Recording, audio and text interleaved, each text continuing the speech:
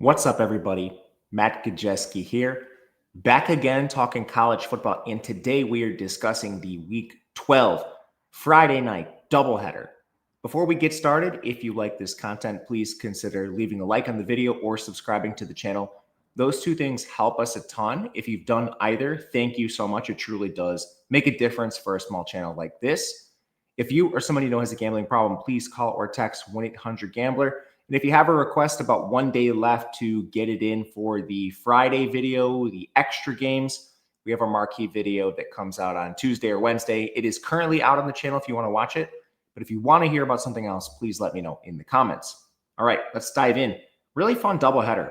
And it kicks off with Clemson and Louisville. Louisville very much still alive in the ACC, where there are pretty much 7 teams still alive. This would be a good win for them. They are currently 3-point favorites, and the total in the game is sitting at 51 points. First and foremost, I did bet an under. I took it at 51.5. Wanted to get a 52. Did not think it was going to come back. Thought there was a better chance it moved, and so far it has. I would try to get a 51.5 if you can. Otherwise, find the best number out there. It's going to be important in this game. First and foremost, these offenses are not the high-powered juggernauts we thought they were going to be coming into the year. Neither of them have lived up to expectation in terms of pace. Clemson is 79th, Louisville is 82nd, and certainly both of them have struggled with efficiency, not to mention the defenses for both of these teams are very good. Louisville's in particular is better than expected. So we'll start with the Clemson side. Obviously, it has not been a good year. They open up the season with LSU, lose that game. Ultimately end up losing to Georgia Tech by 3 points in a game where they have a 68% post-game win expectancy. They got beat pretty bad by SMU, but backup quarterback, that kind of is what it is. Most recently, they lost to Duke in a game where they had a 94% post-game win expectancy. It was a 1-point game, some weird stuff in the contest, including a lot of complaints with the refs. Kind of is what it is. You shouldn't be in that position if you want to win the game anyway. And last time out, they beat Florida State 24-10. They actually were outgained by Florida State. A couple weird things in the game. Florida State fumbled on the Clemson 8-yard line. Florida State missed a field goal from 40 yards. And they had another turnover on down at the Clemson 36. Not to mention, they threw an interception. It was on a bomb, but, you know, that one, it's more like a punt than anything else. As far as Louisville goes, up and down this year as well, they played a cupcake non-con with the exception of James Madison, beat them pretty clearly, but did not cover the spread. They have a good win over Pitt. That was early in the year. Pitt has since changed quarterbacks. They did lose to Virginia by 3 points, where they had a 90% post-game win expectancy. Louisville gave up a fumble 6 and missed a field goal in that game. I mean, what are you going to do? They threw a pick 6, a lot of opportunities to beat Virginia and failed because their offense was giving up touchdowns to the wrong team. They beat Miami. That was easily their best win of the year, best game plan we've seen. And most recently, they lost to Cal. This was the worst loss they've put on paper this entire season. Cal's at the bottom of the conference. It was an overtime game. They lose by 3, but the post-game win expectancy was 27%. They were outgained by Cal, 5.8 yards to 5.1. And a lot of the nuances in the game were bad. Cal even missed a field goal. Louisville did throw an interception at their own 17 that led to a Cal field goal as well. They just couldn't throw the ball. And there wasn't a lot of pressure. It was an awful game for Miller Moss. And that leads me to Louisville's offense. Miller Moss has not had a good season, and his weapons have been mostly healthy outside of running back. And they use a trio. So now they're without Isaac Brown. At some point this year, they've basically been without Isaac Brown, Duke Watson, or Keywan Brown at some point. Right now they have Keywan Brown and Duke Watson. All three are pretty good. But anyway, as it pertains to Miller Moss, his skill position players are pretty good.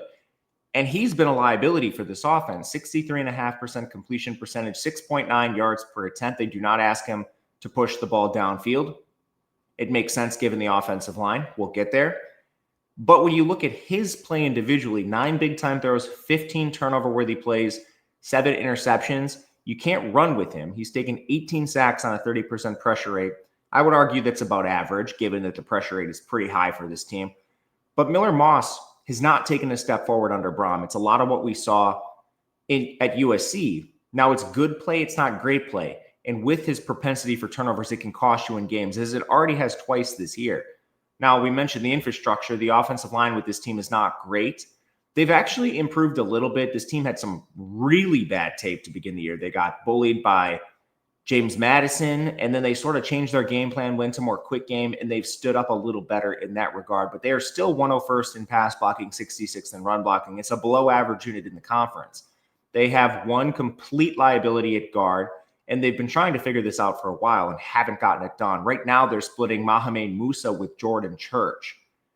It's not going to get better. They just don't have a player that can slide in there. They lost most of this line last offseason. It was a great 2024 unit. A lot of them graduated, went to the draft.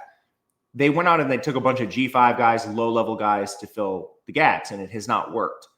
Somehow, you've had Trevonte Sylvester, Rasheed Miller, Pete Nigra, and Lance Robinson all crawled towards average, or in Pete Nigra's case, he is an above-average center. But regardless, it's not going to be a difference-making offensive line for this unit. And it kind of sucked because your running backs are so good at creating on their own. Isaac Brown was at 8.6 yards per carry. Keywan Brown's at 6.9. The person who's had the real tough years, Duke Watson, 2.6 yards per carry, but he's been hurt. Ultimately, your run game has been solid for Louisville, and that is coming in spite of your offensive line. When you see the fourth rushing rank on the screen, that is trying to isolate running back from offensive line play. So think yards after contact per attempt, forced missed tackles per attempt. That rushing ranking is trying to isolate what the running back does from the offensive line. So they're lucky they've had such good, deep rushers. They spent a lot of money to keep them. The receiving game, you are led by stud receiver Chris Bell. He's going to get drafted. He might be a back-end first-round pick, early second-round pick, according to current mock draft. So having that your back cap has helped this Louisville team. And then Colin Lacey is a solid compliment. They use him on special teams and whatnot. He has 482 yards, but they don't have anything else. They don't have a good tight end. Kariski, he's decent. Skinner, decent. Your wide receiver threes are awful. You're using like a combination of Dakari Collins and Trayshawn Hurry. They're all really low-level players. So you're reliant on those two. Somehow they've overcome it. But we've already seen the offense sputter at times. It's come because of a myriad of problems. The offensive line, Miller Moss, whatever it may be, in various games. Now you're playing Clemson's defense, who has not lived up to expectations, but they are still 41st. They still have NFL talent. You're going to see at least 2 first-rounders come out of this unit. Now they've allowed success aerially to players like Darian Mensah, Haynes King. SMU got them for 5 yards per carry on the ground. Now, on the ground, that was the only team that was above 4.2. So I do trust their defensive line and their run defense a little more than the pass defense. But Duke has a good offensive line. Louisville does not. Like, you need to game plan your way around this Clemson defense if you're going to score. And there are still elite players here. TJ Parker and Peter Woods, these were 2 top 10 NFL draft prospects based on most of the professionals in the industry. I won't claim to be one. I won't claim that they're all correct. I'm just saying usually when you have that kind of evaluation, you're dealing with a good player, even if they don't live up to expectation and don't end up as a top 10 player. So that's TJ Parker and Peter Woods. Will Houdt, the Purdue transfers, had a reasonable season. DeMonte Capehart at defensive tackle opposite Woods is a solid player. This is a strength of the team. The place, honestly, where they've regressed most in the front seven, linebackers Sammy Brown and Wade Woodaz have not had good seasons. But Sammy Brown is still a 5-star sophomore. Wade Woodaz has been there forever. This is not the easiest unit to score on. The back end is where I'm a little more concerned. Avion Terrell is going to get drafted, probably pretty high. He's a little small, but he's their best corner. They sort of have been trying to figure out that corner position opposite him. You've seen, and it's like a nickel position kind of. You've seen like Myson Kelly, Ronan Hannafin. It has not worked. But ultimately, this is a unit that has like 7 above average players to pretty good players with a few weak links. And the problem is they're decent on the defensive line with Woods, Parker, Helt. That's where you want to exploit this Louisville team, prevent them from running the ball, get the pass rush, and have a game plan, which Miami did not, but have a game plan for the quick game, which is all they can really do right now. So there are advantages for Clemson's defense, although they've underachieved. And you can say the same thing when Clemson has the ball. It's almost identical. Cade Klubnik has been awesome in spots. Now, he had the ankle injury, so he's not really running anymore. And I don't want to get ahead of myself and say, like Cade Klubnik's awesome. I think a better way to frame this is he's winning in spite of some of these players when they do win. Like, Cade Klubnik has not been done a lot of favors. What I'm trying to say is I would not put the offensive struggles on him. The 68% completion percentage, 8 yards per attempt. He has 12 big-time throws, only 5 turnover-worthy plays, and 5 interceptions. All of these turnover-worthy plays are being converted to interceptions. This is unsustainable and due for positive regression. He's not taking a lot of sacks. He only has 10 of them. So Cade Klubnik has had games that he's played poorly, but for the most part, he's not been the problem with the team. One of the problems is their offensive line has really regressed. 94th in pass blocking, 85th in run blocking. For a unit that returned almost all of their starters, they were in the 70s last year, and they've dropped, which is not usually the case. Generally, year over year, players improve a little bit with experience and development. I don't know if it's just the development part is lacking for this Clemson team or if it was injuries. They've had a couple of them, but this unit has been straight up bad for most of the year. They just settled on their guards. It looks like it's going to be Walker Parks and Braden Jacobs.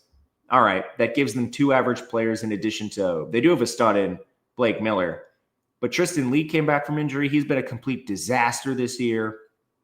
The offensive line just doesn't have it. And it's affected the run game. They're 109th in rushing.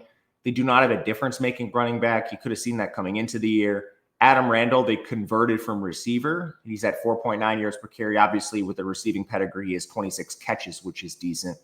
But one change they've made recently is involving 4-star freshman Gideon Davis a little bit more.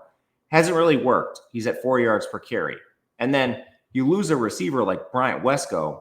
He hasn't played in 2 games, and he still leads the team in receiving. TJ Moore's at 536 yards. Antonio Williams is at 429. You could excuse him. He missed part of the year earlier with injury. And then they're playing Tristan Smith now. Like, Tristan Smith is a FCS transfer. It's gotten pretty tough for Clemson's offense, man. The talent has really eroded over time. And you're facing Louisville's defense. There are problems, but this pass rush is fierce. They end up being 5th in total defense, 1st in pass rush efficiency, 23rd in coverage. The main problem has been run defense. But when you look at what teams have done against this team, only Eli Holstein has been above 8 yards per attempt, which is funny enough. He's been benched. Carson Beck was at 7.7, but a lot of garbage time there. No other ACC team has even hit 4.1 yards per carry, which is kind of an evidence for this defensive line being fierce. Clev Lubin's having an awesome season after transferring from Coastal Carolina. Shout out Coastal. Wesley Bailey comes over from Rutgers. Great season for him. Rene Conga's been within the program at defensive tackle. Jordan Garrod is there as well. And then at linebacker, TJ Quinn has stepped up in the absence of Stanquan Clark. But Stanquan Clark, he was questionable this week. We might see the return of one of their stud linebackers. And even in the secondary, it's not the best unit on the team. Still well above average with Jabari Mack, Antonio Watts, JoJo Levins, and D'Angelo Hutchinson. Scoring on this team is a lot easier said than done. And we mentioned it at the top. If you just hunt box scores, you might see some games with 30 points allowed. Like, oh, Virginia scored 30 points. How good can Louisville's defense be? 2 of those touchdowns came on turnovers, like a fumble 6 and a pick 6.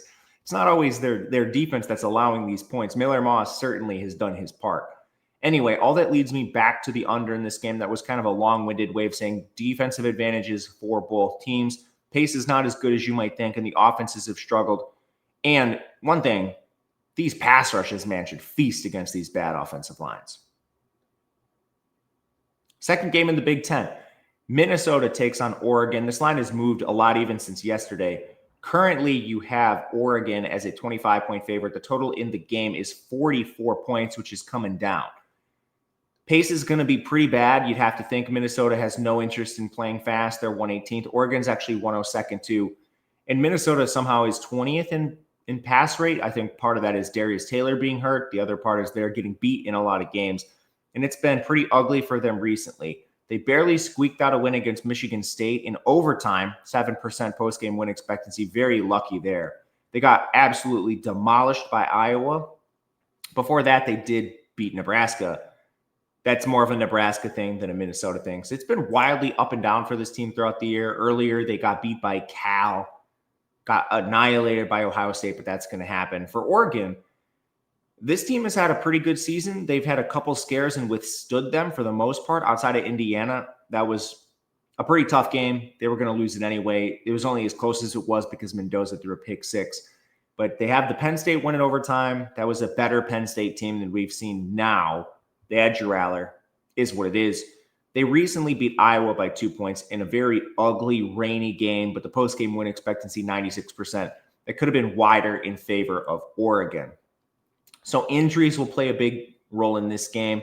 For Minnesota, Darius Green is questionable again. Minnesota is off a bye, so a better chance he returns.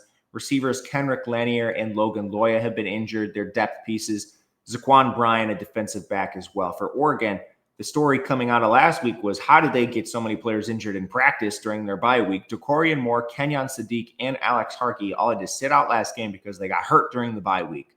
They also lost Gary Bryant Jr. at receiver immediately in the game.